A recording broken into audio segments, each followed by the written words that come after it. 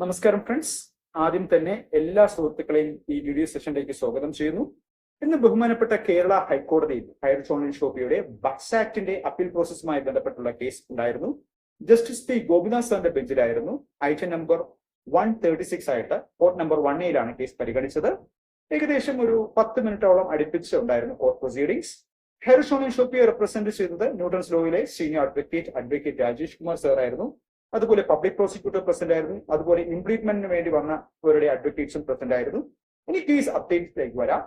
Case വിളിച്ചപ്പോൾ തന്നെ justice P Gopinath sir എന്തായി സ്റ്റാറ്റസ് എന്നുള്ള കാര്യം തിരക്കി കോർട്ടിനോട്.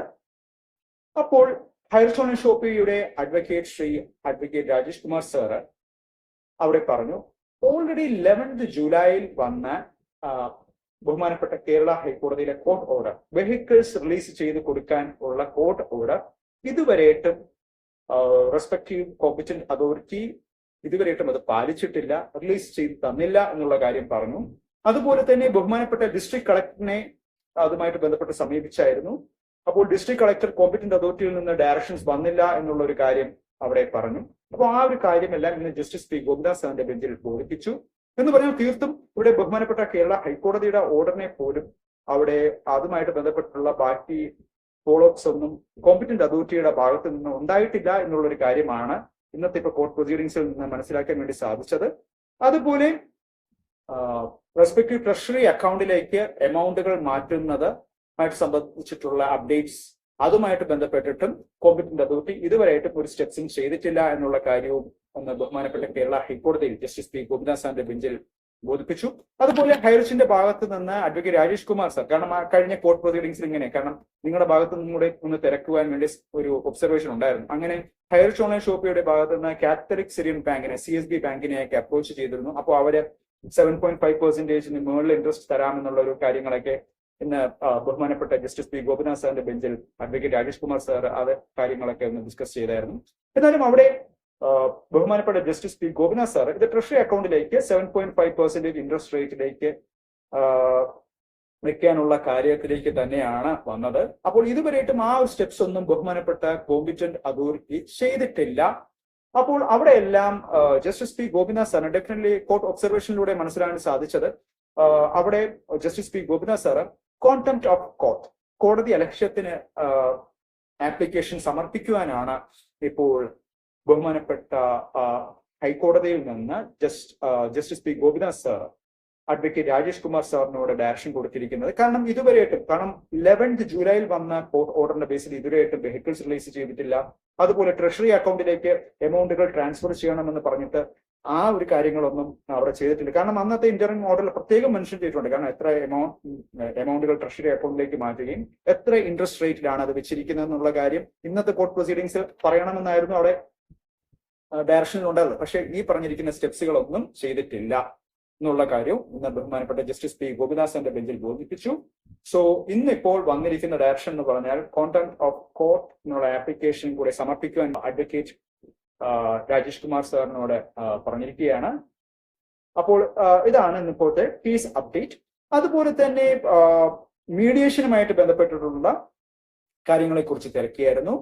അപ്പോൾ അഡ്വക്കേറ്റ് രാജേഷ് കുമാർ സാർ പറഞ്ഞു, ഓൾറെഡി FIRs രജിസ്റ്റർ ചെയ്തിരിക്കുന്നവർ അവർ ഇതുമായിട്ട് സഹകരിച്ച് പോകാമെന്നുള്ള ഒരു രീതിയിലേക്കാണ് FIR വിഡ്രോ ചെയ്യാം, കമ്പനിയുമായിട്ട് സഹകരിച്ച് പോകാമെന്നുള്ള ഒരു ഡയറക്ഷന്റെ കാര്യം അവിടെ പറഞ്ഞു. അപ്പോൾ ഇംപ്ലിമെന്റിന് വേണ്ടി വന്ന അഡ്വക്കേറ്റ് റഷീഖ് അഹമ്മദ് അവിടെ പറഞ്ഞു, അങ്ങനെയല്ല, ബേസ്ഡ് അപ്പോൺ കണ്ടീഷണൽ ബേസിസിൽ അത് ഫോളോ ചെയ്യാമെന്നുള്ള ഒരു കാര്യമാണ് അവിടെ രജിസ്റ്റർ ചെയ്തത്.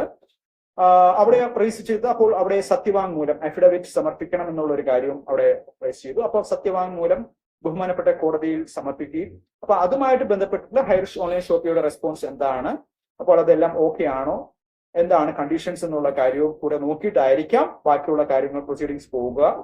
അപ്പോൾ ഇന്നിപ്പോൾ ഈ ഒരു ഫർദർ പ്രൊസീഡിങ്സിന് വേണ്ടി ഇപ്പോൾ കേസ് പോസ്റ്റ് ചെയ്തിരിക്കുന്നത് നെക്സ്റ്റ് വെനസ്ഡേ 20th ഓഗസ്റ്റിലേക്ക് ഇപ്പൊ കേസ് പോസ്റ്റ് ചെയ്തിരിക്കുകയാണ്. സോ ഈ 20th ഓഗസ്റ്റിനകം വെഹിക്കിൾസിന്റെ റിലീസുമായിട്ട് ബന്ധപ്പെട്ട് ഓൾറെഡി ഓർഡർ വന്നിരിക്കുന്നു. അതിൽ നിന്നൊരു ഡയറക്ഷൻസ് ഉണ്ടാകണം, അല്ലെങ്കിൽ കോൺടെംപ്റ്റ് ഓഫ് കോർട്ട് എന്നുള്ള ആപ്ലിക്കേഷൻ സമർപ്പിക്കാൻ ഉള്ള ഡയറക്ഷനാണ് ഇപ്പോൾ വന്നിരിക്കുന്നത്.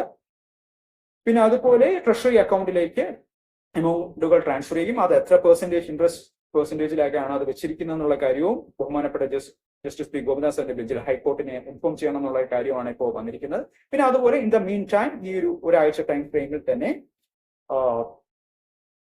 മീഡിയേഷനുമായിട്ട് FIR ഇട്ട വ്യക്തികളുമായിട്ടുള്ള മീഡിയേഷന്റെ പ്രോസസ്സിന്റെയും ബാക്കിയുള്ള കാര്യങ്ങളുള്ള ഫർദർ പ്രോഗ്രസുകളെ കൂടെ ബഹുമാനപ്പെട്ട കോടതിയെ അറിയിക്കണം എന്നുള്ള ഒരു കാര്യത്തിന്റെ ഒരു ഡയറക്ഷനിലേക്കാണ് ഇപ്പോൾ വന്നിരിക്കുന്നത് ബഹുമാനപ്പെട്ട ജസ്റ്റിസ് പി ഗോപിനാഥ് സാറിന്റെ ബെഞ്ചിൽ നിന്നുള്ള ഒബ്സർവേഷൻ.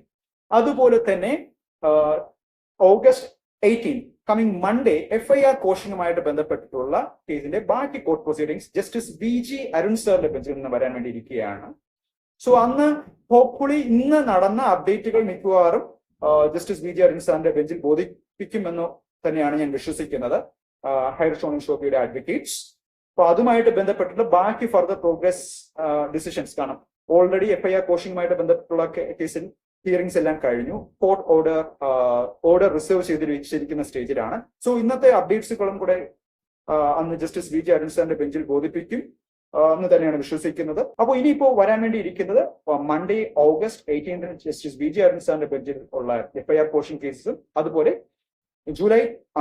ഓഗസ്റ്റ് 20 വെനസ്ഡേ ബാക്കി കോർട്ട് പ്രൊസീഡിംഗ്സുമായിട്ട് ബന്ധപ്പെട്ട് ബഡ്സ് ആക്ടിന്റെ അപ്പീൽ പ്രോസസ്സുമായി ബന്ധപ്പെട്ടുള്ള കോർട്ട് പ്രൊസീഡിംഗ്സുമായിട്ട് ജസ്റ്റിസ് പി ഗോപിനാഥ് സാറിന്റെ ബെഞ്ചിൽ ഇന്നിപ്പോൾ നടന്നിരിക്കുന്ന ബാക്കി ഫോളോ അപ്സ് ഉണ്ടാകുന്നു തന്നെയാണ് വിശ്വസിക്കുന്നത്. മേ ബി എല്ലാം ഒരു ഫൈനൽ സ്റ്റേജിലുള്ള ഒരു ഫേസിലൂടെ തന്നെയാണ് കാര്യങ്ങൾ പൊയ്ക്കൊണ്ടിരിക്കുന്നത്. നിങ്ങൾക്കെല്ലാം അത് ക്ലിയർ ആയിട്ട് മനസ്സിലായി എന്ന് വിശ്വസിക്കുന്നു. സോ ഇതൊക്കെയാണ് case updates. So as usual പറയുന്ന പോലെ സത്യമേവ ജയതേ. So hope for the best. So thank you very much. Take care. Bye-bye.